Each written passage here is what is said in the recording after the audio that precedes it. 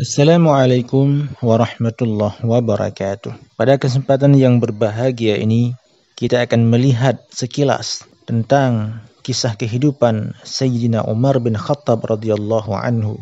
Siapakah Sayyidina Umar? Bagaimana manaqibnya? Bagaimana kisah-kisah luar biasa dalam kehidupan beliau? Dan di sini kita akan melihat sebagaimana yang diterangkan dan dijelaskan dalam kitab Majalisus Saniyah. Disebutkan bahwa tidak ada seorang pun di antara para sahabat yang namanya adalah Umar bin Khattab kecuali beliau. Beliau adalah merupakan orang yang pertama sekali dinamakan dengan Amirul Mukminin. Secara umum, orang pertama yang menamakan beliau dengan Amirul Mukminin itu adalah Adi bin Hatim dan Labid bin Rabi'ah. Pada ketika keduanya yaitu Adi bin Hatim dan Labid bin Rabi'ah datang keduanya kepada Umar bin Khattab. Mereka datang daripada Irak. Ada juga pendapat yang mengatakan bahwa yang menamakan Umar bin Khattab dengan Amirul Mukminin itu adalah Al-Mughirah bin Sya'bah. Ada juga pendapat yang mengatakan bahwa asal usul beliau diberi nama dengan Amirul Mukminin di mana pada suatu ketika beliau berkata bagi manusia, "Antumul mu'minun wa ana amirukum." Kalian adalah orang-orang yang beriman dan aku adalah pemimpin kalian. Jadi karena Sayyidina Umar berkata demikian, maka kemudian orang-orang mukmin menamakan beliau dengan Amirul Mukminin. Karena sebelum dinamakan dengan Amirul Mukminin, dahulunya beliau disebut dengan Khalifah Rasulullah sallallahu alaihi wasallam. Jadi karena sebutannya panjang, kemudian para sahabat memalingkan adapun menggantikan dengan sebutan Amirul Mukminin. Sementara Rasulullah sallallahu alaihi wasallam memberikan kunyah, memberikan gelar kepada beliau dengan Abi Hafas, di mana Hafas itu artinya adalah singa. Karena beliau orang yang sangat berani, orang yang kuat, maka disebut dengan Abu Hafas. Wa kana sababu zalika ma ra'ahu fihi min syiddah.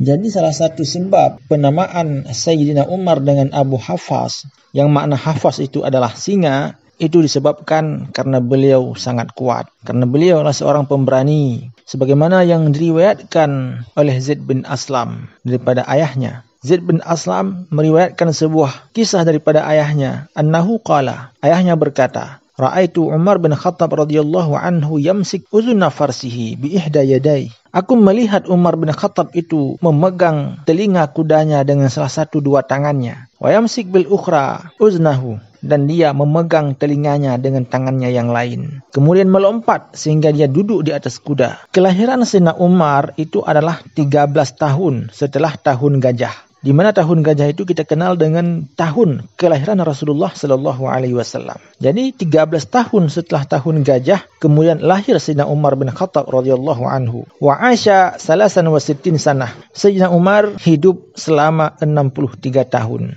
Abdullah bin Mas'ud mengatakan bahwa kami tidak kuasa untuk sembahyang di samping Ka'bah sehingga baru kami bisa sholat di samping Ka'bah ketika Umar bin Khattab itu Islam. Ketika Sayyidina Umar masuk Islam, beliau membunuh orang-orang Quraisy yang melarang orang Islam untuk sholat di samping Ka'bah. Sehingga kemudian beliau sembahyang di samping Ka'bah dan orang-orang mukmin lain pun mengikuti beliau untuk sembahyang di samping Ka'bah. Dan hal lain yang perlu kita ketahui dan sangat penting dalam cerita ataupun kisah Sayyidina Umar bin Khattab itu adalah sebab beliau masuk Islam. Apa sebab Sayyidina Umar itu masuk Islam? Disebutkan bahwa adik perempuan daripada Sayyidina Umar bin Khattab yang merupakan istri daripada Sa'id bin Zaid. Sa'id bin Zaid ini adalah merupakan salah satu orang yang sudah dijamin masuk surga. Beliau merupakan salah satu daripada 10 sahabat Rasulullah yang telah dijamin Rasulullah masuk surga. Kemudian kabar masuknya Islam adik Sayyidina Umar bin Khattab dan suaminya terdengar kepada Umar. Maka kemudian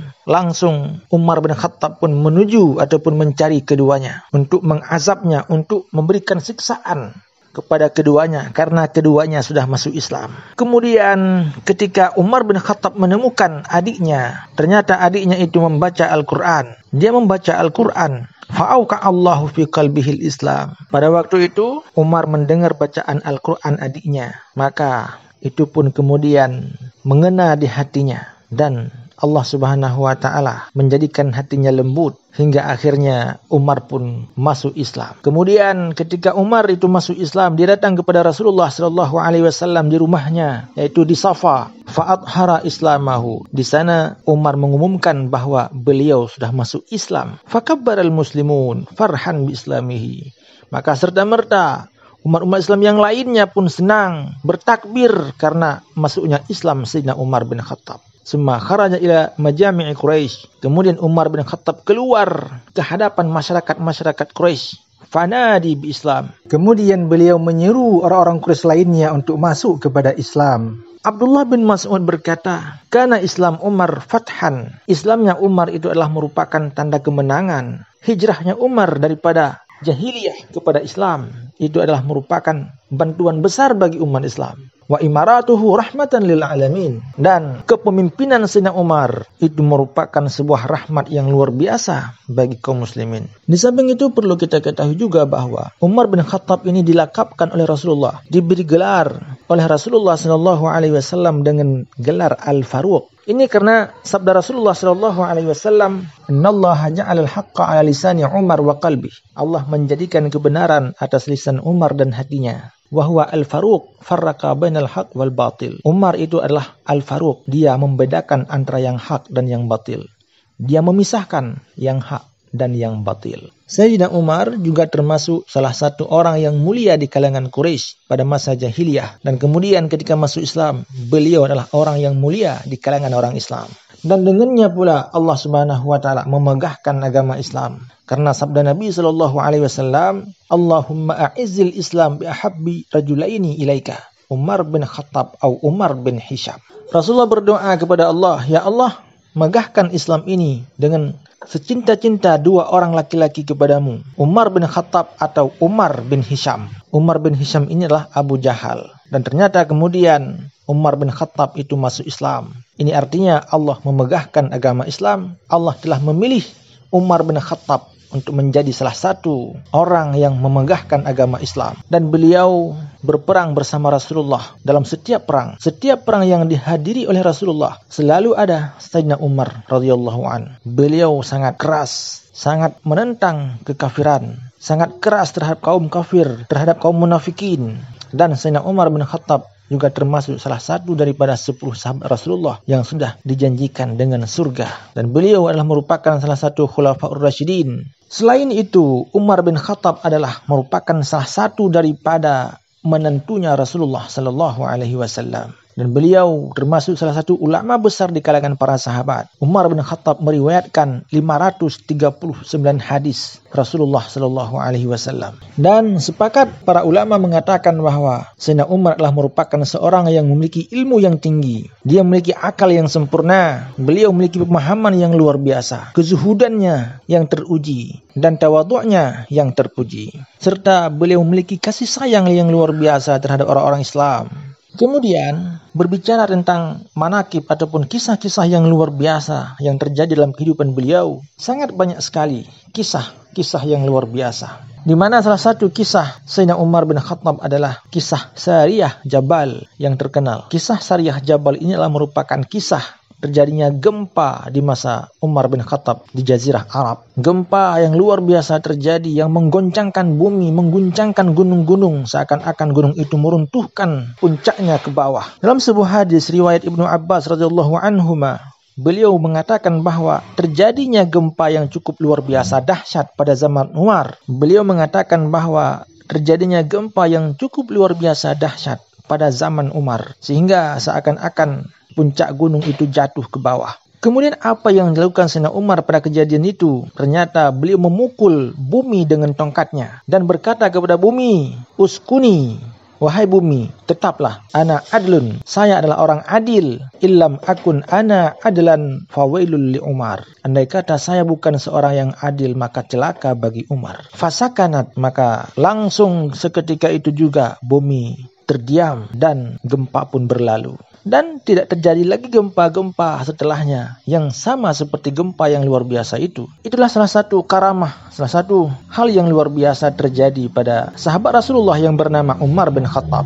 Selain itu ada manakib lain, yaitu cerita ataupun kisah Sayyidina Umar dengan Sungai Nil, di mana Sayyidina Umar menulis surat untuk dijatuhkan ke dalam Sungai Nil. Jadi disebutkan bahwa pada masa itu Sungai Nil tidak lagi bertambah airnya sebagaimana yang biasa-biasanya, kecuali andai kata penduduk setempat itu melemparkan seorang gadis ke dalamnya, baru kemudian air Sungai Nil itu bertambah. Maka kemudian Gubernur Mesir pada waktu itu, yaitu Amr bin As, beliau menulis surat kepada Sayyidina Umar yang isinya seperti itu, menceritakan kepada Sayyidina Umar bahwa Sungai Nil kering, tidak lagi bertambah airnya, kecuali ketika dijatuhkan seorang gadis sebagai tumbal ke dalamnya. Maka Sayyidina Umar pun menulis surat untuk dijatuhkan ataupun diberikan kepada Sungai Nil. Sebahagian yang tertulis dalam surat tersebut adalah, Innaka in kunta tatla' min indillah fatla'. Wahai sungai, andai kata kamu mengalir itu di sisi Allah, maka mengalirlah. Wa in kunta tatla' min indi nafsik fala hajatan lana bik. Tapi andai kata kamu keluar, kamu mengalir karena diri kamu sendiri, maka kami tidak butuh kepadamu. Fatala'a. Maka kemudian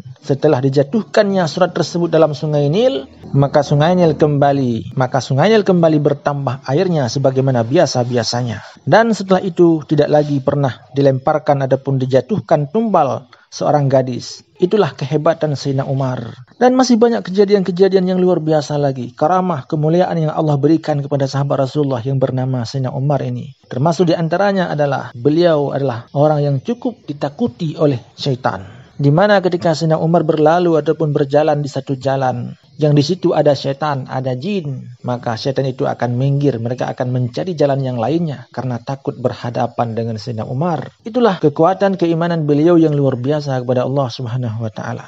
Sehingga setan pun tidak berani berhadapan dengan beliau. Karena Allah mengatakan bahwa andai kata kita hanya takut kepada Allah, maka makhluk-makhluk lain itu akan ditundukkan kepada kita. Jadi nilai keimanan dalam hati itulah yang menentukan seberapa besar nilai kita di hadapan Allah Subhanahu wa taala. Itulah sedikit cuplikan, sekilas kisah adapun terjemah tentang siapa Sayyidina Umar bin Khattab dan bagaimana sejarah-sejarah dan kisah-kisah luar biasa yang terjadi dalam kehidupan Sayyidina Umar. Dan akhir kalam kami ucapkan Assalamualaikum warahmatullahi wabarakatuh.